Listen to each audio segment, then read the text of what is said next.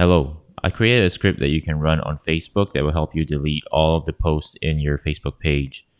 I had an old page that I wanted to repurpose. Its linked to a website that was no longer around. But to delete posts one by one, I'd rather write code that did that for me. The reason why I created this is because I exhausted all options online. The other options require you to use publishing tools, which is no longer around. And there's another suggestion to use Creator Studio to delete all posts. But for some reason, it could be that my Facebook page was really old. I couldn't see all the posts in Creator Studio, so I couldn't delete it that way. I suggest you try those methods before you try the script. The script works, and it has worked really well for me, but it's not something for beginners to use. Here's how you can use the script. First, you go to the Facebook page where you want to delete all the posts.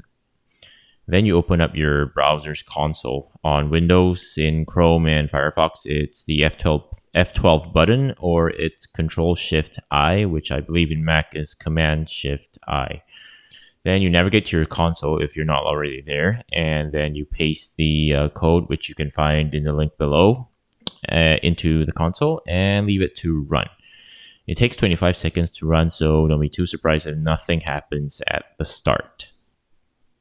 There we go. You can see something happening now. The first function has run, and it has just clicked the hamburger bar. And now the second one is run, which is where it would have clicked the delete post button. And now the third one was going to run, and it's going to click the delete post button. Okay, here we go. Fixed. So that's the first post deleted.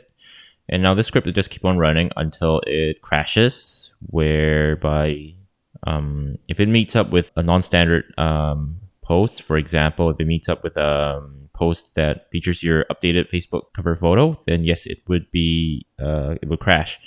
And when that happens, all you have to do is to hide the cover photo and refresh the page, and then run the code again and just let it run. I hope this has helped you make your life easier. If it has, please give me a like and subscribe.